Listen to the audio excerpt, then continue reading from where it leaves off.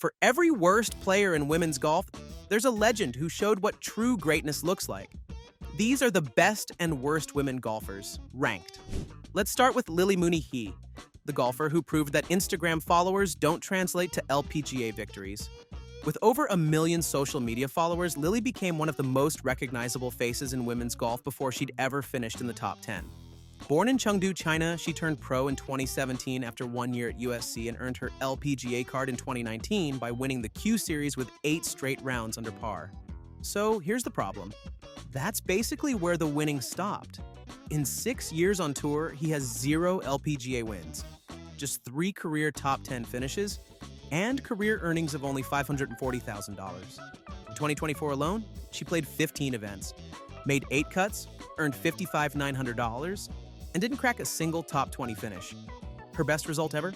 A tie for 5th at the 2021 Walmart NW Arkansas Championship. But don't get me wrong, this criticism isn't that she's terrible at golf. It's that the hype around her never matched reality. She admitted in Golf Digest that after getting her card, the first 7 months on the LPGA Tour, it was one missed cut after another. And people online told her that she didn't belong. After that, she wanted so badly to be good at this. And look, Lily, he works hard. She's faced real mental health struggles on tour, and dating F1 driver Alex Albon doesn't mean she's not serious about golf. But when your social media presence is bigger than your scorecard, people notice. She's golf's ultimate influencer who couldn't influence the leaderboard. But if Lily represents hype without hardware, Nancy Lopez is the complete opposite. Pure, undeniable dominance wrapped in humility. In 1978, Lopez played her first full season on the LPGA Tour and won 9 tournaments, including a record 5 consecutive victories. She became the first and only player ever to win Rookie of the Year, Player of the Year, and the Vare Trophy all in the same season. The following year, she won 8 more tournaments. By the time she retired in 2002, Lopez had racked up 48 LPGA victories, including 3 major championships and over $5 million in career earnings. She was inducted into the LPGA Hall of Fame in 1989 at just 32 years old, the youngest player ever to receive that honor at the time. And was it because everything came easy? Hell no.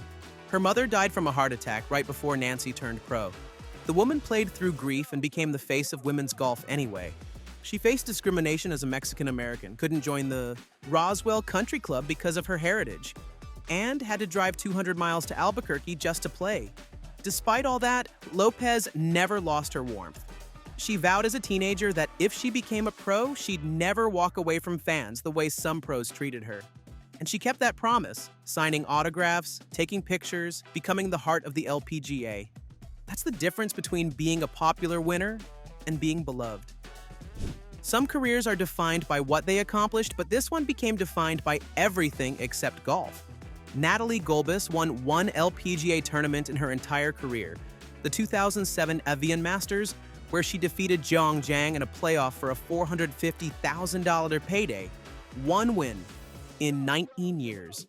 But that's not what people remember about Gulbis. In 2005, she released a swimsuit calendar that the USGA promptly banned from being sold at the US Women's Open for being inappropriate. She appeared in FHM magazine, posed for the Sports Illustrated swimsuit issue in body paint, and starred in her own reality show on the Golf Channel for 2 seasons. By the time she actually won a tournament in 2007, she'd already signed endorsement deals with over a dozen Fortune 500 companies and launched 3 businesses: a cosmetics line, an apparel company, and a handbag brand. Gulbis herself admitted that she spent 90% of her time doing things that earned her 10% of her income, playing golf, and 10% of her time doing things that earned 90% of her income, everything else. Golf traditionalists never forgave her for monetizing her looks over her scorecard, and honestly, the numbers suggest they weren't entirely wrong. But if Gulbis showed that fame without performance rings hollow, Gino Thitikul is proving you can have both elite skills and global stardom at just 22 years old. The Thai sensation won the 2025 Rolex Player of the Year award after collecting 7 LPGA victories, including 3 wins in her most dominant season yet, capped by the CME Group Tour Championship. And here's the crazy part. Thitikul became the youngest person ever to win a professional golf tournament when she won the Ladies European Thailand Championship at age 14 years, 4 months, and 19 days. She turned pro in 2020, joined the LPGA in 2022, and immediately became appointment viewing. In 2022, she won Rookie of the Year and reached world number 1 at just 19 years old, becoming the second youngest ever to hit that milestone after Lydia Ko. Her consistency is absurd. In 2024, she earned a record $6.1 million, with $4 million coming from one tournament alone. She has 55 career top 10 finishes and has surpassed $17 million in career earnings, all before her 23rd birthday. In her 2025 season, through 8 starts, she hasn't missed a single cut and hasn't finished worse than a tie for 24th. The only box she hasn't checked? A major championship. But I bet that's coming. Because unlike Gulbis, Thitikul is building a legacy where her golf speaks first and her personality amplifies it. She's the total package, marketable, beloved, and legitimately one of the best players on the planet. And she's just getting started. Just let's make sure she accomplishes it, because there's nothing quite as painful in sports as the what-if career. Like this next worst player, Morgan Pressel was supposed to be golf's next dynasty. At 12 years old, she became the youngest player ever to qualify for the U.S. Women's Open. At 17, she nearly won that same championship, losing only because Birdie Kim holed out from a bunker on the 72nd hole. And at 18 years, 313 days, Pressel won the 2007 Kraft Nabisco Championship to become the youngest ever winner of a modern LPGA major. Then, nothing happened. Well, not nothing. She won one more tournament, the 2008 Kapalua LPGA Classic, and then spent the next 13 years finishing 2nd, 3rd, 5th, but never 1st. Her career best world ranking was 4th in 2007. She made 6 Solheim Cup teams and went undefeated in singles play through 2011. She compiled respectable stats and earned over $8 million in her career. It was like turning 21 made her a bad player. In 2012, she even was penalized for slow play while leading a match, lost the hole, and eventually lost the match. In 2015, she finished 2nd to Lydia Ko in a playoff. These near misses became her brand. Pressel herself admitted she would have loved to win more, though she insists she has no regrets. By 2021, she'd quietly become a Golf Channel analyst. But the question is still there. Was she ever really that good? Or just really good really early? These are the kind of players who arrive with hype and crumble under it. But then there's Nelly Korda, who turned generational expectations into generational dominance. In 2024, Korda won 7 LPGA tournaments, including the Chevron Championship for her 2nd major title, becoming the first player since Yani Tseng in 2011 to win that many times in a single season. 5 of those wins came consecutively, tying an LPGA record set by Nancy Lopez in 1978 and Annika Sorenstam in 2004. Wait a sec, let that sink in. Korda matched records held by 2 of the greatest players in golf history before she even turned 27. But 2024 was just the crescendo. Korda won Olympic gold in Tokyo at age 23, became world number 1 at the same age, and has racked up 15 career LPGA titles. She nearly doubled her career win total in a single season. Her scoring average, strokes gained stats, and consistency put her in a category by herself. She earned $4.4 million in prize money in 2024 alone, and another estimated $10 million in endorsements, making her one of the highest-paid female athletes in the world. Oh, and she became the first golfer since Tiger Woods to attend the Met Gala. Because why not? But while Nelly Korda built her legacy on clutch performances and grace under pressure, Suzann Pettersen's 19-year career will forever be overshadowed by one moment where she chose the rulebook over sportsmanship. She won 15 LPGA tournaments and 2 major championships, but ask most casual golf fans about her, and they'll bring up the 2015 Solheim Cup. The Norwegian refused to concede an 18-inch putt to rookie Allison Lee on the 17th green after Lee had already picked up her ball, believing the putt was given. Both teams were reduced to tears. Julie Inkster called it BS, and Dame Laura Davies said she was disgusted. But there's something more. See, Pettersen's career was wildly inconsistent. She won 6 times in 2007, then went winless in 2009 and 2010. She won nothing from 2014 through 2017, took maternity leave in 2017, and barely played in 2018. Multiple seasons, she played fewer than 15 events. Her world ranking peaked at number 2, but spent years outside the top 50. After winning the 2013 Evian Championship, her second major, Pedersen, went 6 years without another LPGA victory. Sure, 23 top 10 finishes in majors sounds impressive until you realize she only converted 2 into wins. She had the talent to dominate but never sustained it. And yes, she holed the winning putt for Europe at the 2019 Solheim Cup and retired on the spot, a fairy tale ending. But the stats are this: great moments, questionable consistency, and a legacy forever tied to one controversial decision on a Sunday morning in Germany. Truth is, consistency doesn't get highlight reels, but it builds Hall of Fame careers. Inbee Park is the antithesis of everything Pedersen represents. Where Suzanne had volcanic highs and valleys, Inbee built a dynasty on metronomic precision. At 27 years old, she became the youngest player ever inducted into the LPGA Hall of Fame. By that age, she'd already won 7 major championships, including 3 in a single season in 2013. The Kraft Nabisco Championship, the LPGA Championship, and the US Women's Open. Park became only the 7th player in LPGA history to complete a career Grand Slam by winning 4 different majors. In 2013, she became the first Korean to win Player of the Year. In 2016, she won Olympic gold in Rio, becoming the first woman in 116 years to win gold in Olympic golf. And she did it while coming back from injuries so severe she'd shot 84 and withdrawn twice just months earlier. Park's secret? She sacrificed distance for accuracy. After 2010, when she averaged 262 yards off the tee, she rebuilt her swing into a smooth, pendulum-like motion that cost her 30 yards but gained her everything else. While playing partners like Lexi Thompson bombed drives 70 yards past her, Park calmly plotted her way around courses, holing putts, managing her game like a chess master.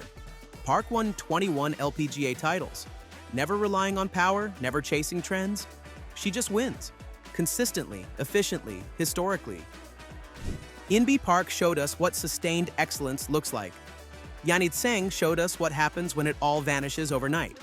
At 22 years old, Tseng became the youngest player ever, male or female, to win 5 major championships.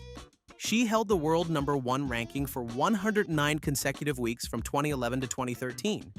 She won 15 LPGA tournaments, earned Player of the Year honors in 2010 and 2011, and was named one of Time magazine's 100 most influential people in 2012.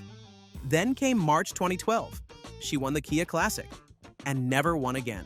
From 2013 onward, Tseng posted 0 wins and repeated seasons where she missed more than half her cuts. Her world ranking plummeted from number 1 to outside the top 100.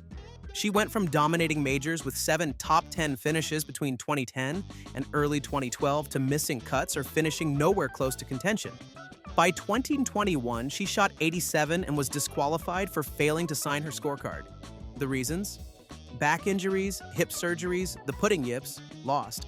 Confidence, caddy changes, swing changes, meditation retreats, and a 2-year break from golf entirely. Tseng tried everything. She switched to left-handed putting to fight the yips. She disappeared from the tour for years. In 2024, she returned to play the Drive-On Championship for the first time since 2021, ranked 979th in the world. Winning is hard. Losing everything after you had it all? That's brutal. If Tseng's story is about everything falling apart, Carrie Webb's is about building something that never crumbles. The Australian won 41 LPGA Tour titles and 7 major championships across a career that spanned 3 decades. At 30 years old, she became the youngest living person ever inducted into the World Golf Hall of Fame in 2005. She completed the career Grand Slam in 2001 at age 26, becoming the youngest woman ever to win all 4 modern-day majors. Webb won everywhere all the time for 20 years straight. From 1995 to 2014, Webb failed to win a tournament in a calendar year just once, in 2012. She won the Women's British Open 3 times, including twice before it even became a major. She won the US Women's Open back-to-back in 2000 and 2001. She became the first player in LPGA history to achieve the Super Slam by winning all 5 majors available during her career. And at 50, Webb won her first senior women's major, defeating Annika Sorenstam by 4 strokes. Question in our mind is, how? Even 5-time Open champion Peter Thomson called her Australia's greatest ever golfer. It's It's very likely that's true. Because when you build a legacy, it takes serious consistency. I'm sorry that Jessica Korda never figured that out. The older sister of Nelly Korda won 6 LPGA tournaments across a 14-year career, which sounds respectable until you realize she spent half that time injured, sidelined, or fighting just to stay on tour. Her career wasn't defined by what she won. It was defined by what kept breaking down. Jessica turned pro in 2011 and won her first tournament in 2012 at the Women's Australian Open.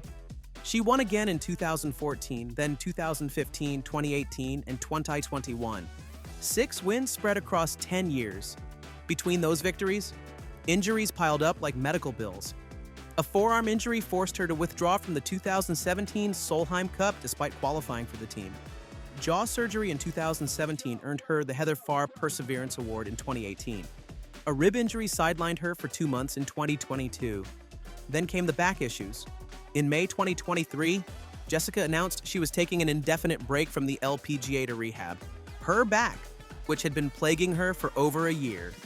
She withdrew from tournaments, missed entire seasons, and watched her world ranking plummet from 32nd to irrelevance. Her best major finish was a second place at the 2022 Chevron Championship, so close to a breakthrough that never came. By 2024, she'd barely played competitive golf in 2 years, eventually returning pregnant and stepping away from the tour entirely. To be fair, she was good. Maybe we should blame the injuries that stole her career. Speaking of consistency, some players need 20 years to build a Hall of Fame resume. Lorena Ochoa needed just 8.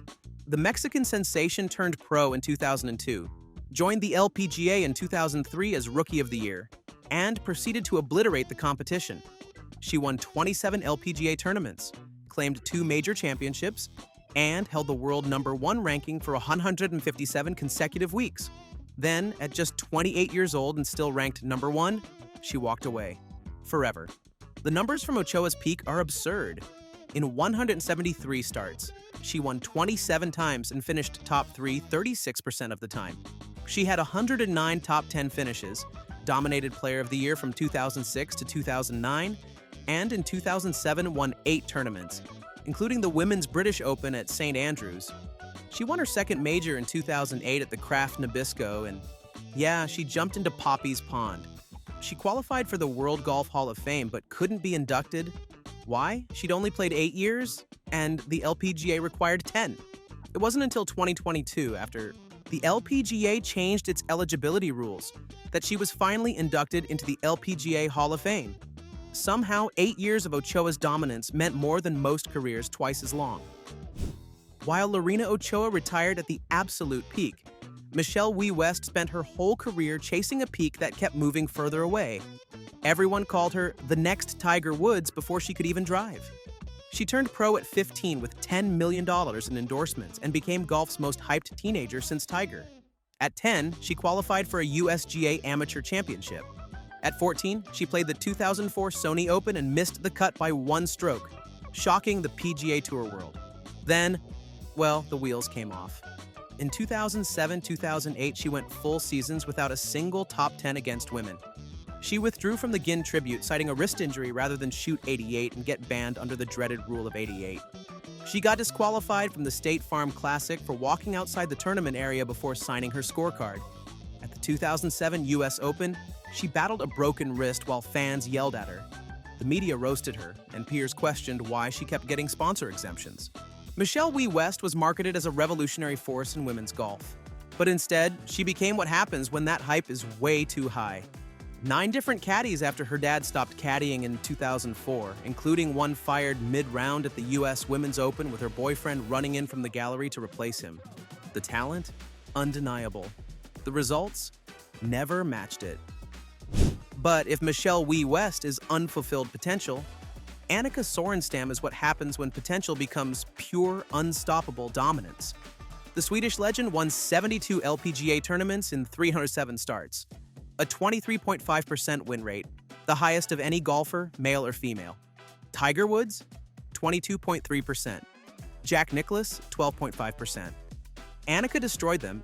In 311 starts, she missed just 11 cuts, finished top 3 46% of the time, and racked up 209 top 10s. 10 majors and 57 starts. the only woman ever to shoot 59 in competition, which she did in 2001, posting a 27 under total, an LPGA record.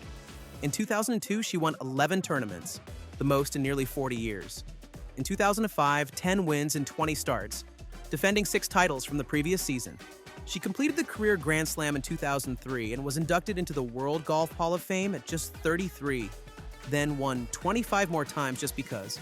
In 2003, she made history by playing in a PGA Tour event, the first woman to do it since Babe Didrikson in 1945. She retired in 2008 at 37, still at top of her game, with over $22 million in career earnings. But retirement can get boring sometimes, so in 2021, she returned to competitive golf and won the U.S. Senior Women's Open. Why? Just because. While Annika Sorenstam rewrote the record books, Lexi Thompson became golf's most confusing retirement story. In May 2024, she announced she was stepping away from full-time golf at 29, citing mental health struggles and the pressure of cameras following her since age 12. The golf world braced for an emotional farewell. Then she played 13 tournaments in 2025. When asked about it, she said that I never used the word retire. I said not a full-time schedule. Anyway, her retirement announcement was messy. Her career was legitimately good, which honestly, it makes it worse. She qualified for the U.S. Women's Open at age 12, turned pro at 15, and won her first LPGA event at 16, becoming the youngest winner in tour history at the time. In 2014, she won the Kraft Nabisco Championship, her only major. She finished her career with 11 LPGA wins, earned over $14.7 million, represented the U.S. in 7 Solheim Cups, and made 2 Olympic teams. We don't want to bring up the 2017 ANA inspiration again, but you can see why she wanted to take a break. Lexi had the talent to dominate. She just never figured out how to survive the spotlight. So, to leave unfulfilled potentials and messy exits behind, let's take a look at Kathy Whitworth. She is what happens when talent meets relentless grinding and an unbreakable will to win. The Texas native holds the record for most victories on any single professional golf tour in history, male or female. 88 LPGA Tour wins from 1962 to 1985. Nobody has touched Whitworth's record, and nobody's even close. Whitworth grew up in Jowell, New Mexico, got her first set of clubs from her grandmother at age 15, and started playing. 2 years later, she won back-to-back New Mexico State amateur titles. She joined the LPGA Tour in 1958 at 19 and made less than $1 in $300 as a rookie in 26 events. She was so bad she almost quit.